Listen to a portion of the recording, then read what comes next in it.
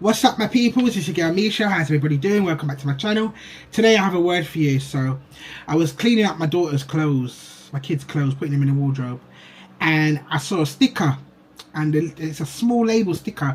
It's weird because like the clothes have got little stickers on them, okay, little circle stickers on the back of the tag, like that says the size of the clothes, and it said 81, the number 81 on it. And then the Lord told me to go to Psalms chapter 81, okay, and verse 13 says, if my people would only listen to me, if Israel would only follow my ways. Now we are the Israelites, we are children of the Israelites, okay, we're the Israelites.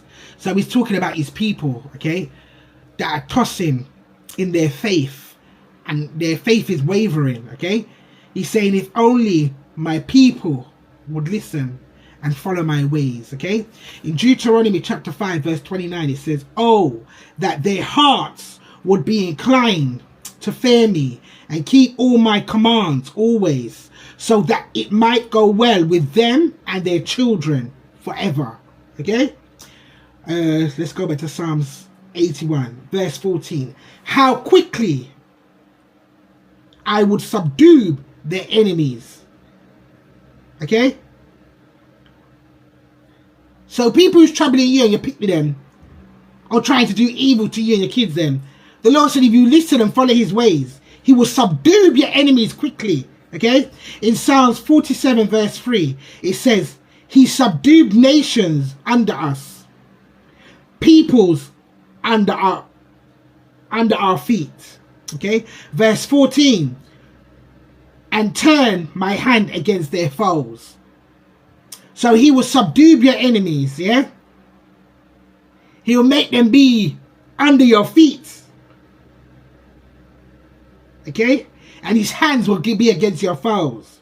In Amos chapter 1 verse 8, I will turn my hand against the Philistines until the last one is dead, says the sovereign Lord, okay? People only know God as his righteous, uplifting God. God won't unalive you for his pity them, you know. Hey, that's why sometimes when you go to your witches and your sorcerers and divination, then when they look into their magic ball or look into whatever they're looking into, and they see the fire around us, they say, no, not that one. Demons know God's chosen people. He said, I will turn my hand against the last Philistines, okay, to the dead. Verse 15 says, those who hate the Lord will cringe before him, and their punishment would last forever. I don't know about you, boy, but I'm trying to follow God's ways and listen to him. He said, those who hate the Lord, so whoever hates you, because greater is he that's in you than he that's in the world, because our enemies are trying to stop the work of God. Satan, the demons, are trying to stop us from doing God's work. So those who hate the Lord would cringe before him, and their punishment would last forever.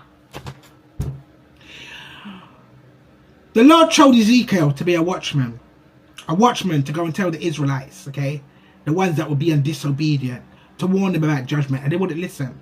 The Lord has told me personally, I say, God, I don't like when people diss you and style you up and don't believe in you and treat you bad or call me a liar, this and that. He said to me, I have to be like Ezekiel.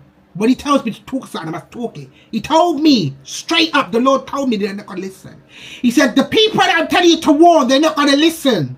But they will know a prophet has been among them, because God puts his people in place. This is why the Bible says, entertain everyone nicely, because there's angels walking on earth. You've got angels in heaven and heavenly angels, and God's chosen people are angels that he used to put into people's life, to warn them, to uplift them, to heal them, comfort them, okay? And you diss one of God's chosen people, that means you're dissing God. He said those that hate the Lord will cringe before him, and their punishment, hey, their punishment will last forever. There's no coming back. I think in Isaiah it said that you must wrap up the scroll, whatever's written, on a stone and throw it into the sea so it sinks and it will never rise again. The Lord said they're never going to rise again. Whew. Amos chapter 1 verse 8. Amos 1. We're in verse 16. But you would be fed with the finest of wheat with honey from the rock. The rock. I would satisfy you. The Lord's been showing me rock, because I got stones in my house, so the Lord talks to me rock, stone, okay? And I've been drinking a lot of water. I drink water. I don't really drink juice, okay? I drink water, and all my water bottles are saying rock. I'll put it up, okay? He said he's going to give you wheat with honey from the rock. I will satisfy you. What's this? This is God's deep yearning for his people to obey him, highlighting protection from enemies and rich satisfaction. It features a divine plea, a promise of victory, and a picture of abundant provision. Jesus, help me, Holy Spirit, help me. Help me, help me, Lord, help me. God is going to give you protection, promise of victory, and abundant provision if you obey. And your enemies know this. That's why they're still licking out the attacks. This is why they try to torment your mind. But no matter what, baby, you have to persevere. You have to persevere. You have to persevere. You have to persevere. Be persistent. I'm talking to myself as well. This walk with God ain't easy, brethren. And God ain't going to let you go, because he's chasing you down. Just like how the Israelites were being chased down by the Egyptians. Just like how Satan's chasing you down. God's chasing you down. He chases and rebukes those he loves. Okay? So divine plea. He wants his people to listen. He speaks like a sad parent showing grief over how stubborn people choose a hard life instead of listening to the voice of God. So sometimes it's not even the enemy, it's us. Things are hard because we're not being obedient. God might tell you to do something and it's hard to give up that addiction, that sin. Do whatever he's telling you to do, and you're making your life harder, because if you just do what God tells you to do, what's on the other side? You don't know what's on the other side. We don't know what's on the other side. God tells you things. He told, look from when he anointed David and look how long it took him to become king. Look how long Peter was tolling all night for the fish. And then Jesus comes along and tells you to put it on the other side. Like, are you mad? I've been tolling all night. Then you want to come and stress me out even more and tell me to put it on the other side. This is what God does. He waits till the last year and drain. There's nothing left in you till you want to give up. And either you give up or you continue pushing. You must see on Facebook and on social media about these people that they're digging, and one person dig the big one person dig diamonds, and there's loads of diamonds piling up like stone, and the other person wants to give up, but if you dug one more time, there's this big fat stinking diamond. People, all the things that God's told you, yeah, seems impossible.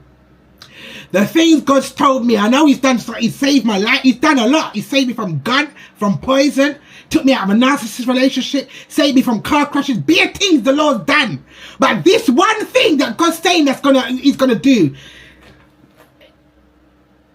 you have been through so many things, but he's left it impossible for the last. He's left it impossible for the last, and that impossible is your purpose. That's your crossover. That's over the Jordan. That's over the Red Sea. That's past your Goliath. And your strength is low. And he's telling you to do that last thing.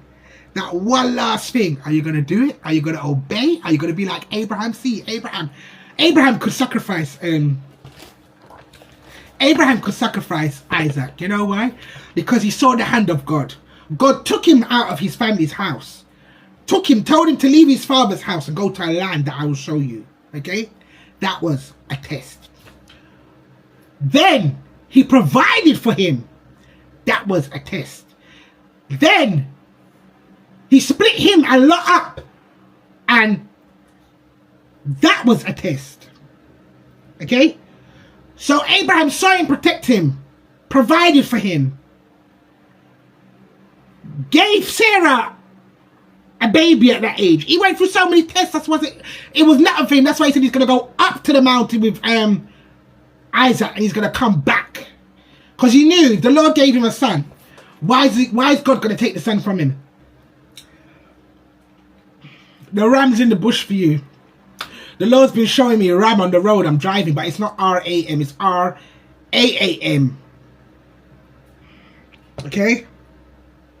So he speaks like a sad parent, showing grief. You know, sometimes when you tell your kids off, you tell them don't do it about 50 times. And you're wondering to yourself, I went to this little picnic. I said, don't do it. And you're still doing it. That's like you. That's like God's your father. He's telling you to do something, you don't do it. So if you can't do what God's telling you to do, how you expect your child to listen and be obedient to you when you can't be obedient to your father? Enough time I tell my daughter, don't do this. Go sit down. Go there. Do that. Put that down. I have to tell her 50 times. And I just heard a little bawl out. Well, look how much times I told you to do it. And you ain't done it. I have to just shut my mouth and sit down, brethren. So he speaks like a sad parent, showing grief over how stubborn people choose a hard life instead of listening to the voice of God, because he knows best. Like one time my daughter was having a I'm hot now. My daughter was having had an appointment. She had an operation, and I'm high up in the building. I'm high, like on the 30-something floor. All right, it wasn't that high, but it was high up. But when I look at the window now, I can see down. So I can see the roads. I can see the buses coming. I can see when the bus turns left, who's gonna, like, if a car's gonna come. Or I can see a person walking, and I can see the bus coming, and I can tell that person, don't turn, or don't stop, or don't move, because the bus is coming, it's gonna knock you over. That's how God is. He sits high and looks low. Well, like, have you seen the movie Honey, I Shrunk the Kids? We're so small. Or when you go and you buy dolly house for your children, your little girls, and the furniture, the people, them are so tiny. That's how we are. So he sits high and looks low. He doesn't sleep nor slumber. He sees everything. So he knows what's coming ahead. That's why we must listen to his voice and obey. Okay? Victory over enemies. Subdue your enemies and turn his hands against them. Subdue means God promises to quickly conquer and humble the people who oppose his followers. Divine protection, swift victory, and active intervention. Okay? Control, suppress, to bring someone or something under an emotion. Okay? Suppress emotion or reduce the intensity of something. Okay? People who hate God would bow down in fear, and their defeat would be permanent. So obey God, Michelle. Obey God, people, okay? And God's hand will deal with them. Their punishment will be permanent, okay? And then he's saying abundant provision and joy. You would be fed with the finest of wheat and honey from the rock. From the rock. It will satisfy you, okay? This means God provides sweet, unexpected blessings, even in hard, rocky places. Okay, obey God so that you can move, and God will deal with your enemies. Be like Job and don't let God down. Rebuke Satan. Okay, we've got to be like Job, man. We've got to be like Job. Okay, and that's the word for today. Thank you for listening. Bye.